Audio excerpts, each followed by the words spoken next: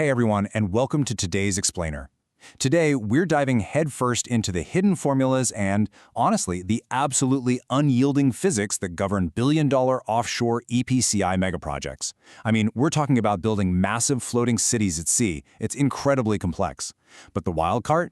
Success or failure usually boils down to just a handful of ruthless mathematical truths.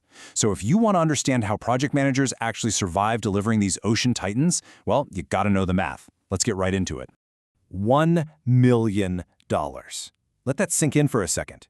$1 million is the estimated daily penalty benchmark if your offshore project misses its sail-away date. Keep that massive number in the back of your mind as we go through this, because literally every single metric, rule, and formula we're talking about today exists for one specific reason: protecting that schedule and avoiding that totally devastating penalty. When we talk about engineering, gates, or logistics, we aren't just doing admin, We're talking about protecting millions of dollars a day. Okay, so here's our game plan for today. We're going to trace the entire life cycle of a mega project. We'll kick things off with concept, limits, and economics, then move right into designing the paper world.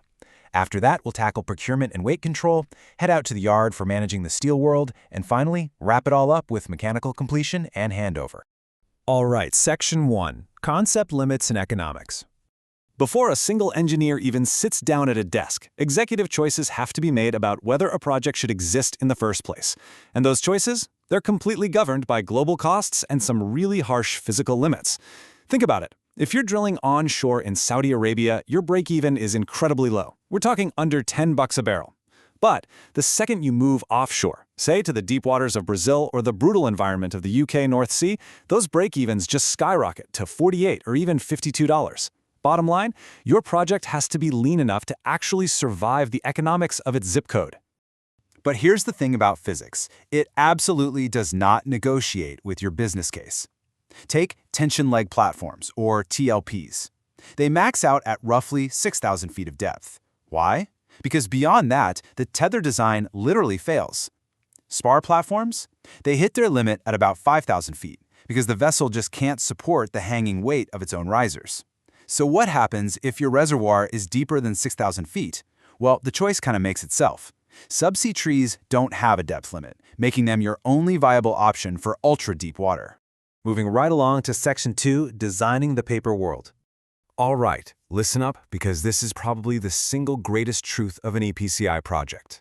There's the paper world of your simulations and 3D models, and then there's the physical, brutal steel world of the yard. Your entire job is to protect the flow of that theoretical design into the physical steel world. And we do this through irreversible 3D model maturity gates. So at the 30% gate, you're basically just moving major equipment blocks around. It's cheap and easy to make changes.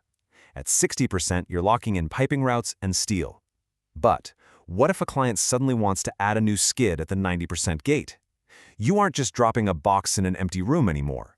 You are meticulously rerouting pipes, cable trays, and structural steel all around it. Raising a change at that 90% mark costs literally 10 times more than at 30%. Plus, if you miss a clash from maintenance access here, you've just locked in a 25-year operational nightmare for the poor crew offshore. So, the absolutely crucial point here is knowing exactly when a drawing is actually ready for the yard.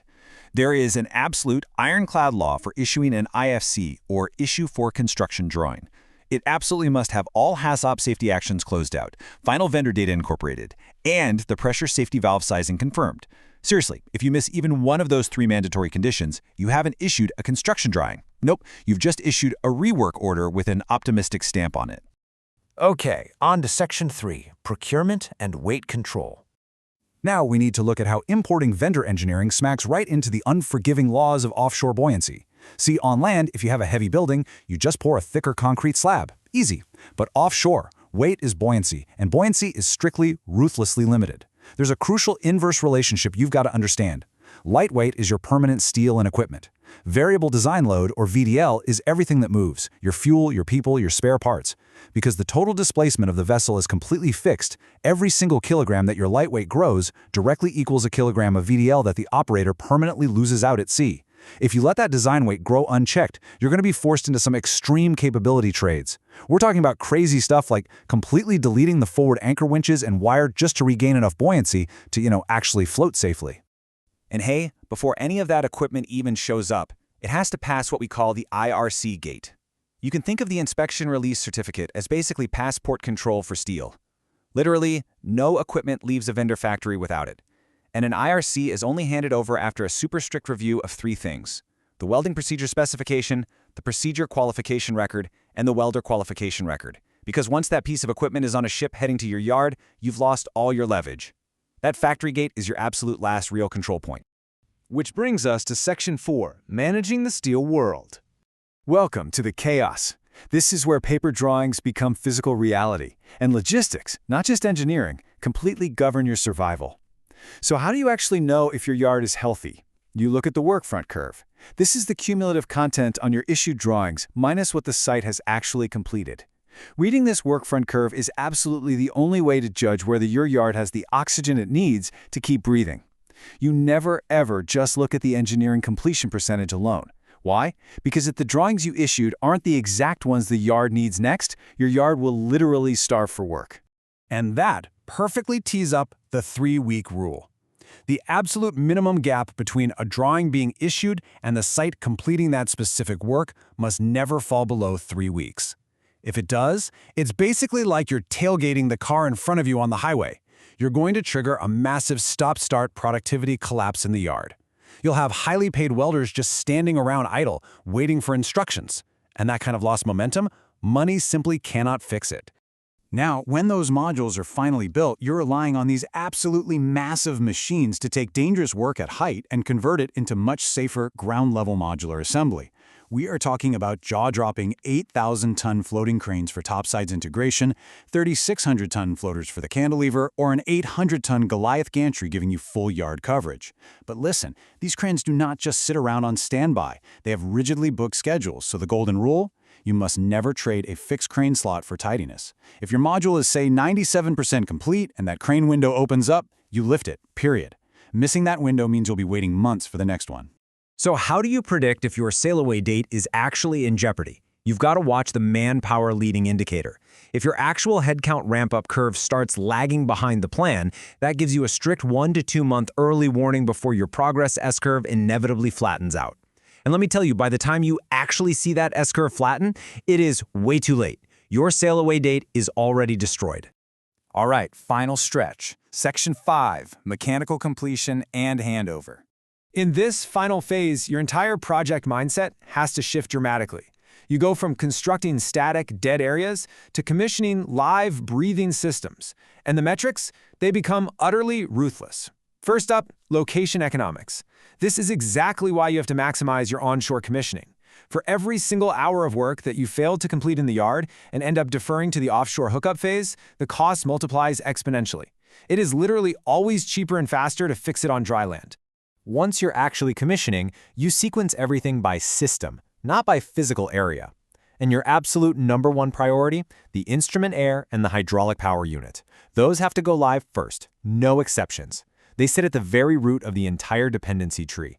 Without air and hydraulic power, absolutely none of your downstream valves, switches, or systems can even function. Okay, now I want to challenge you with a scenario that regularly traps project teams into declaring a false victory during handover audits. Imagine this. A system reports 99.5% completion on its inspection test records, but it still has 40 open A punch items. So, is it mechanically complete? I mean, 99.5% feels complete, doesn't it? Well, the answer is a definitive 0. Absolutely not. Mechanical completion is entirely binary. It is not a percentage. If you have even a single gate-blocking A-punch item left open, the system is simply not complete. Letting those A items just pile up in the background while you chase new work is a 100% guaranteed way to fail your handover audit. Which leaves us with this final thought. The math governing offshore megaprojects, from that 3-week rule all the way to the harsh realities of buoyancy trade-offs, is absolute. We've just gone through the ultimate mathematical cheat sheet for this stuff. But you know what? Knowing the numbers just isn't enough. Preventing a billion-dollar failure ultimately requires executive courage. So the question is, will you put the burden of proof on the optimists? When a team looks you in the eye and tells you the schedule is fine, even though the manpower curve is clearly lagging, it is your job to challenge those optimistic assumptions with the hard data we covered today. Thanks so much for joining me on this explainer, and I will catch you in the next one.